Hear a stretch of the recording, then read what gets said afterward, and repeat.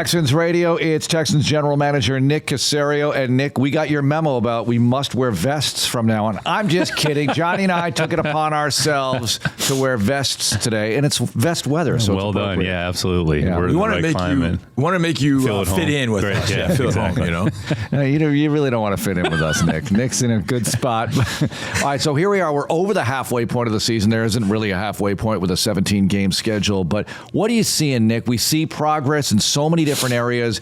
You're just not getting that fourth quarter execution that you want, but you have your opportunities.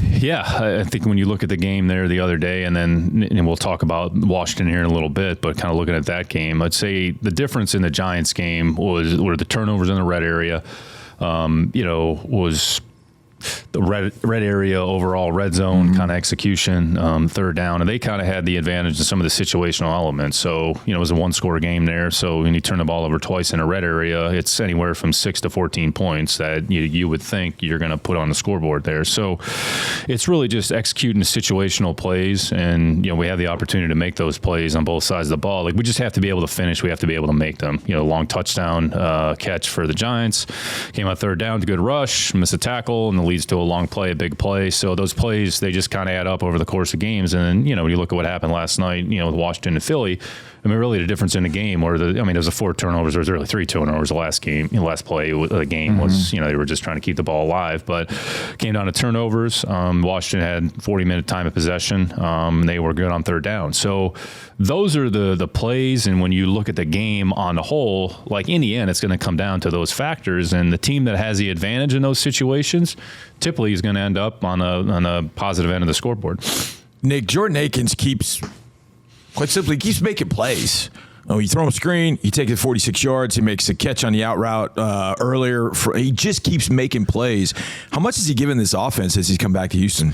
Yeah, Jordan's been a pretty consistent player over the course of his career. When you look at kind of when he first came in the league and to where he is now, he's always been able to kind of produce at different points in a passing game. So he's had a good attitude. He's had a good approach. He's had a good mindset. He's has good skills for the position.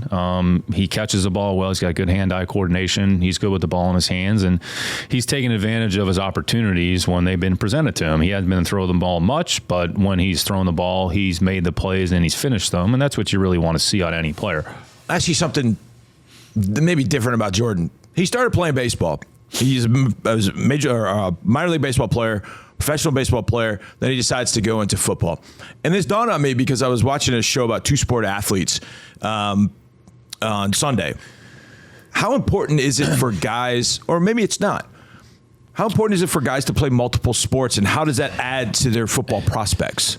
It's a really interesting question. I think it speaks to the individual as an athlete and just kind of some of their skills. But I would say on a larger scale, and this is more into like a philosophical discussion with kids in their younger age, I think you've seen a tendency more to specialization. And in some respects, it's good. But in other respects, you really want them to participate in as many sports as possible and let their kind of skills kind of come to the fore and come to fruition. So in Jordan's case, the fact that he could play 2 professional sports at a high level kind of speaks to his, I would say, skill and his overall athleticism. But I think even with younger kids and younger generations, I think kind of moving away from the specialization, because certain sports may teach you different things. The team concept is always going to apply when you play a team sport, but there are certain things, whether a guy's on a basketball court, how he moves, how he jumps, how he changes direction, doesn't necessarily mean it's going to translate onto the football field, but you can certainly see some things and measure some things. So personally, I'm more a proponent of try as many sports as you can, allow your kids the opportunity to participate in as many sports, and at some point they have to make a decision, they make a decision. But we've seen, more and more in that. I mean, even, looking at Russell, Wilson's situation, he could have potentially played baseball, even, with Tom, going back to him, he was a pretty accomplished catcher. So at some point you're going to have to declare, but it really speaks to, I would say, the individual and their work ethic, their mindset, and their overall athleticism, and then taking those skills and applying them to whatever sport that they end up deciding to play. That'd be hard to play till 45 as a catcher. Your knees are not going to handle that very well. Probably would not happen. I mean, it's hard to say quarterback would be better, but my gosh. All right, let's talk about the defense a little bit, Nick. You're playing a lot of young guys, Christian Harris in the fold here, and you look at Petrie and Stingley on the back end. And I know that stopping the run has been difficult, but you had your moments against the New York Giants, made some key stops to enable the offense to move the football a bit. Yeah, all three players, they've really all had their moments. I mean, Christian hasn't played. He's played the least just because he missed some time. So this is his, third or fourth game coming up, whatever he's played. But you're seeing improvement from him, and he's an athletic guy. He's explosive. He shows up around the ball. He's a good tackler. Jalen, I think everything gets magnified because of the one play, but he's actually made some improvements in some of the areas and some of the things that we've asked him to work on. And I'd say Sting overall has been, fairly consistent with his performance. So for those three players in particular, I mean, Kurt's played a lot as well, but when you look at, there's a handful of players that are playing defensively that are younger players that are rookies. They're kind of really, it's halfway through the year. So we still have a big stretch. We actually talked a little bit about this yesterday as a kind of a staff, a sports performance staff. They have to do more to kind of work to get to the end of the season here now. I mean, because they'd essentially be at the end of their college season, getting ready for a bowl game. And we still have 8 more games that are remaining. So your routine, your preparation, your due diligence, how you prepare your body, what goes into your body on a day-to-day basis, how you sleep, how you recover, it's going to take a lot of work and it's going to take a lot of commitment, and you really have to be very disciplined in your approach. So, I mean, it'll be a big challenge for those players. I mean, I think when you go through the course of the week, your process is going to lead to whatever happens during the course of, it's not just show up on Sunday and play. There's so much that goes into it. So it applies to younger players. It applies to veteran players as well. And as a team, we just have to continually take that same mindset, and we have to turn the page, and we have to get ready to play the Commanders, who are a really good football team. Nick, you sort of stole my thunder, which was, is there a rookie wall? Is that a real thing to the rookie? We all talk about it in the media, but is there really a rookie wall where players just hit it and man? I think it's more the realization there's still a lot of work ahead. So, I mean, the season is the season. So we're going to end up playing by the end of the year 20 games when you factor in the preseason. So it's a lot of football. So which just reinforces everything that goes into being a player.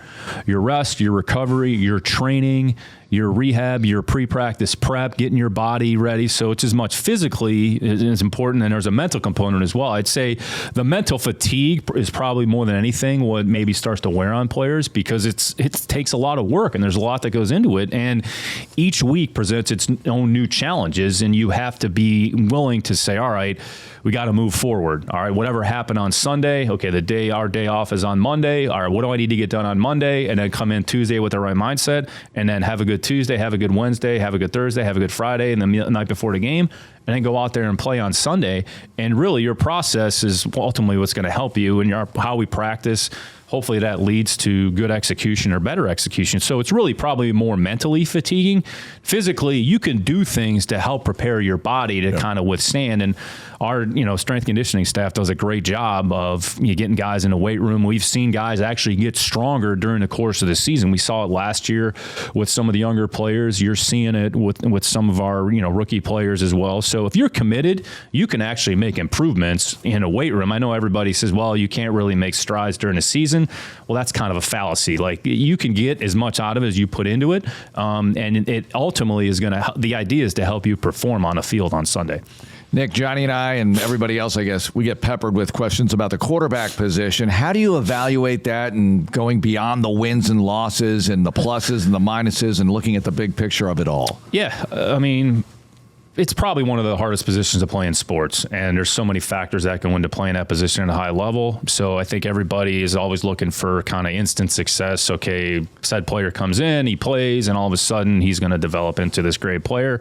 I would say that's position probably more than anything doesn't really work that way. So it's about just being consistent. It's about preparation. It's about going through the process on a week-to-week basis, and quite frankly, you have to learn from some things. So, and you learn by playing. So I'd say a lot of quarterbacks go through that in the league. I mean, we'll talk about Washington here in a minute, but you look at, Heineke's story, here's a guy who, wasn't drafted, or, he drafted. I don't think he was drafted. I can't remember exactly, but very productive. I mean, essentially bounced around for multiple years. He was here 5 years ago. Yeah. We had him in New England on a practice squad. He was almost out of football.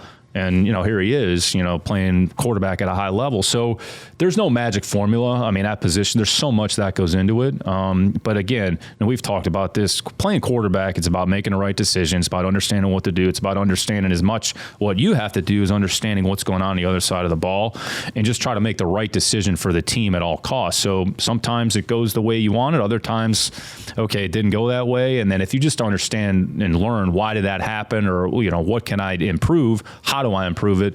That's how you get better as a player. So it's very challenging. It's very demanding. That position is probably more scrutinized than any other position because that player touches the ball and 99, 100% of the plays or just whatever it is. So you just want to try to mitigate the downside and try to mitigate the errors as best you can, understanding that part of the position, you're going to have some bad plays, but how do you bounce back? How do you handle those plays, and how do you make sure they don't happen again? Nick, we can obviously see what a quarterback does. He goes up, line of scrimmage, he calls a play, throws a pass, does all those sort of things.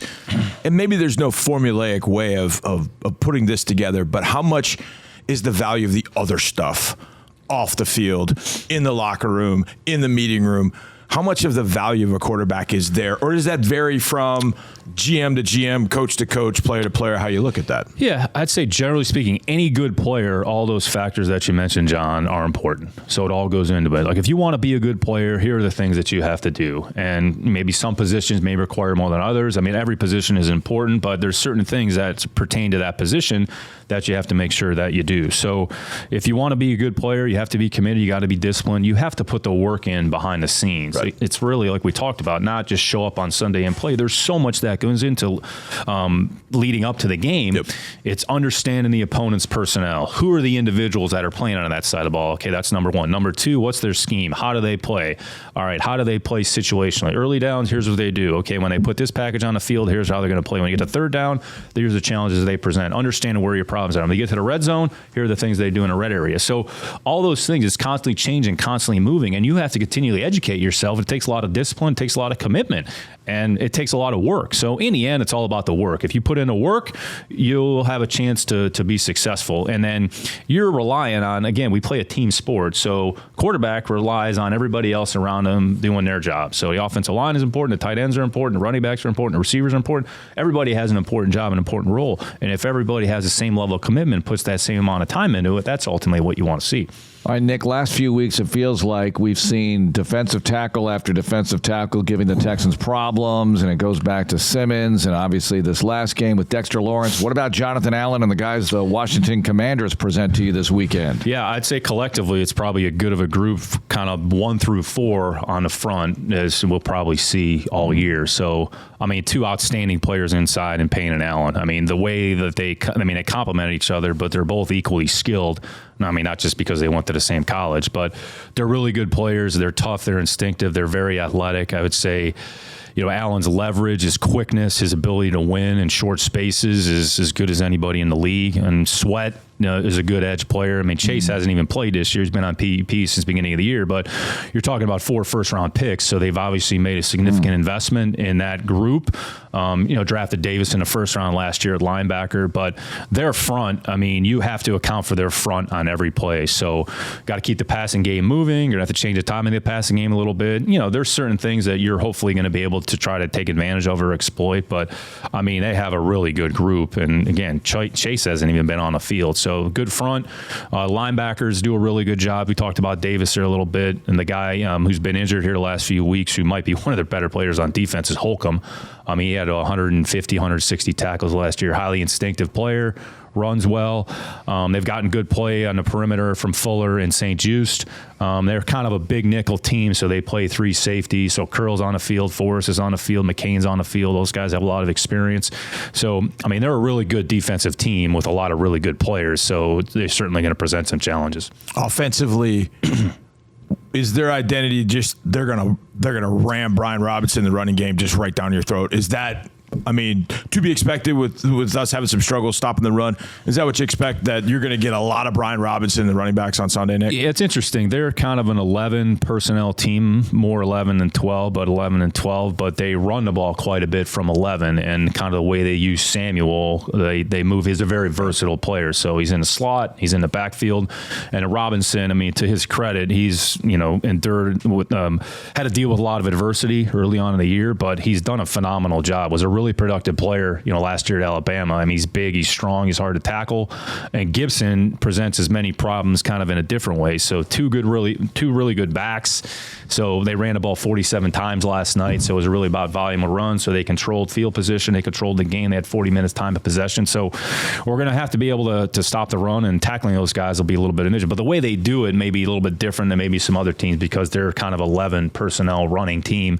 Not necessarily, they've used the fullback at different points, but they're not really a big 21 team. But two good backs. We talked about Samuel a little bit, and McLaurin is as good of a receiver as in the league. I mean, from the minute he stepped on the field, I mean, he's been productive, and he's big and he's fast, like really, really fast. And he's really smart and he's tough. Samuel gives him some flexibility, and they've gotten decent play out of the tight ends. Bates kind of has his role. The kid Rogers from OU, who's a rookie, he's actually done some decent things. Former quarterback, him, and we look at a couple of their tight ends, two former quarterbacks, yep. Logan Thomas and Rogers, play quarterback, transition to tight end, and they've gotten good quarterback play. I mean, Taylor, Heineke's done a good job. I mean, he's 3-1 over the last 4 games, kind of stepping the lineup for Wentz. So we'll have to prepare for both quarterbacks. But I mean, they've played well. They're 5-5, but their record, I'd say, is a little bit deceiving. A couple of those games early in the year, the Tennessee game was a 1-possession game, and it was a play down there in the goal line. Was the difference in the game. So they had a chance early to win the game at the end of the game. So, I mean, they're a good team. They beat a good team last night. So, I mean, they present a lot of challenges overall as a team. Are they a good lesson for, hey, it's a long season and you never know what's going to happen? Because a lot of people wrote them off early on.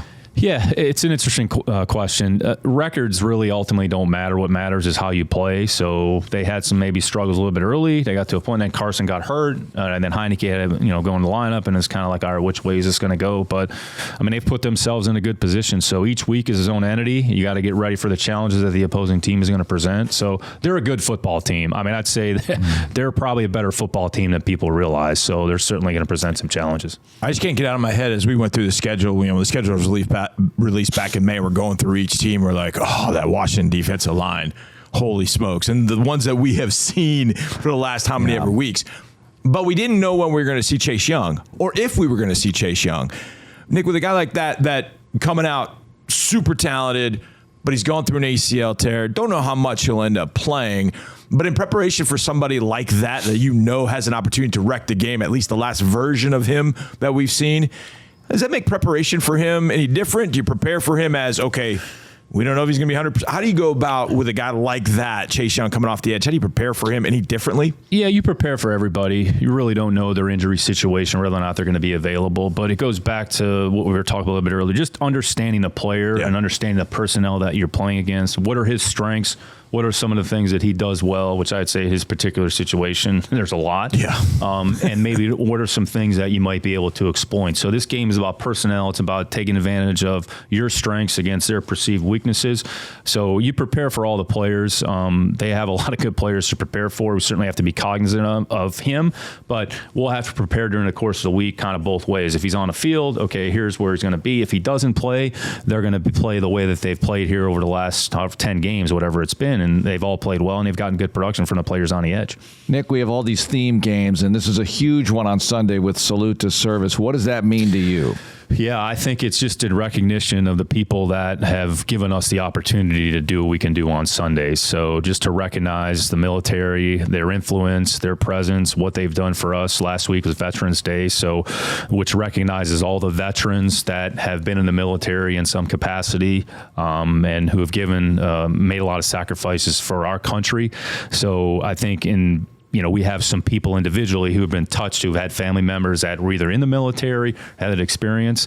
I mean, we live in a great country, and we all reap the benefits of some of the things that we're able to do on a day-to-day basis, and the military is a huge part of that. So for us to honor that and recognize that, and I think it's important to always kind of there's things more important in football. This certainly is at the top of the list, so it's nice to kind of recognize that and just understand the significance they've had for our country. Nick, very well said. One question I was thinking about as we're wearing all of our vests, we're starting to put our cold clothes on. I feel like we dodged a bullet. November 13th in New York City or in New Jersey can be very, very cold. But it got me thinking, what's the coldest game you've ever been a part of? Yeah, I'd say the coldest game is probably when we played Tennessee in the divisional round. I want to say we went out there for warm-ups, and with the wind chill, it was 35 to 40 below zero. Ooh. I mean, it was as cold a game. It was just bitterly cold. It's funny. I actually went out there. I think I had a vest on, but I had my gloves on. I'm not a big hat guy. Yeah. But I walked out and I said, "Whoa, man, this is cold." I mean, a ball in those situations is hard as a rock. Yeah. So there wasn't much offense in the game. Like, we were actually able to hit a deep pass, Bethel Johnson actually, and I can't remember the third down play, and it was a great catch. I mean, in a cold ball, hard to handle, throwing the ball in those conditions. So that was a big play. It kind of came down to the end there. I think we broke up a pass from McNair. But that game was as cold of a game as I've probably been associated with. So there's been some other games where wind was blowing. And one year we played in Buffalo, literally the wind was blowing 70 miles an hour and the goalposts were tilted. So that's weather in the Northeast. So we're prepared for anything. Though. Mark would have needed an extra seat up in the booth because my butt would have been in a sideline at 30 below. Andre brings a space heater, so we're all set up there, Johnny. We'll make marshmallows. Nick, thanks a lot. Good luck this weekend. Thanks, guys. Thanks for watching. Subscribe to our channel and ring the bell to know when we post new content.